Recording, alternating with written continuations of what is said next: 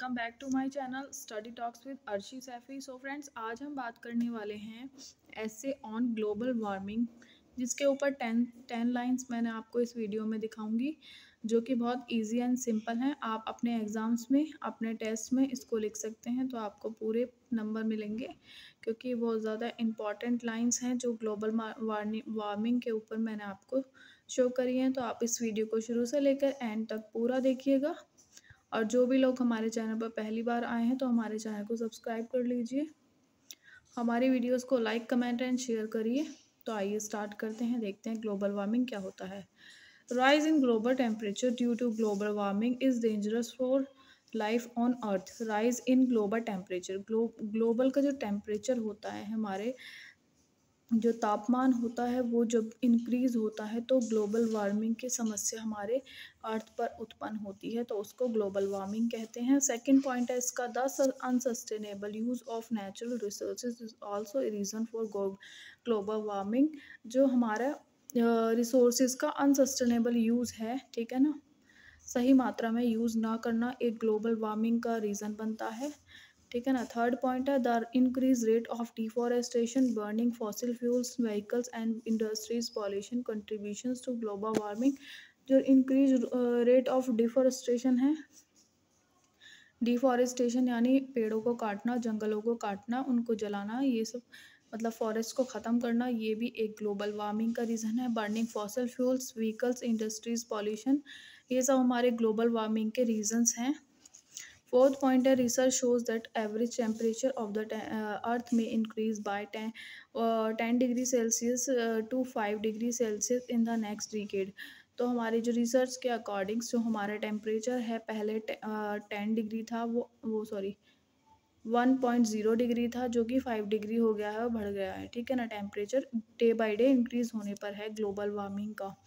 The rise in the global temperature tends to melt the glaciers and increase the sea level, ठीक है ना। Global warming के temperatures की वजह से हमारे ग्लेशियर्स भी पिघलते हैं और हमारे जो सी लेवल वो बढ़ता है।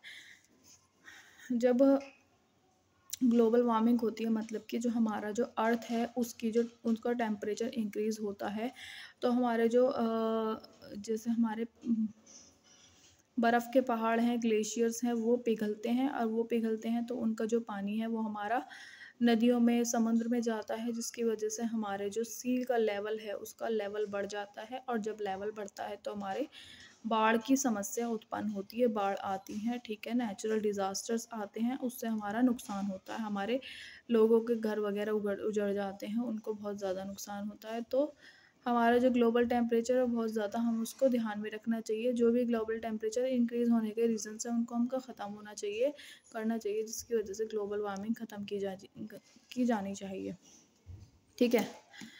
And the sixth point is, report suggests that the global seas level may rise between 0.3 to 2.5 meter in the next few decades, ठीक है ना। तो ये भी इंक्रीज़ हो रहा है ग्लोबल का सी लेवल जो है ग्लोब का। सेवन्थ है, global warming brings extreme climate change and results of floods, drought and other climate disasters.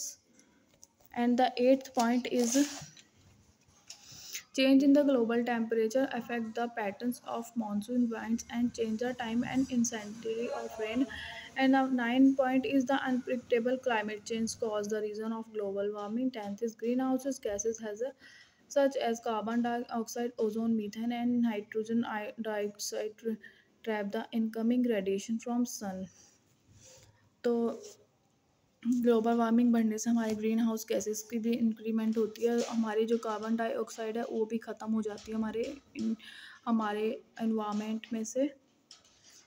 तो ग्लोबल वार्मिंग के बहुत ज़्यादा नुकसान है, तो हम इसको कंट्रोल किया जाना चाहिए। जो भी इसके रीजंस हैं उनको हमें ख़त्म किया जाना चाहिए। हमें पेड़ों को नहीं काटना चाहिए, हमें अपने रिसोर्सेज का एक अच्छी तरह से यूज़ करना चाहिए, ठीक है ना। तो फ्रेंड्स, यही आज की वीडियो ग्लोबल वार्मिंग के ऊपर। तो thanks for watching my complete video. Please like comment and share my video and subscribe my channel. Thank you so much. Bye bye, take care.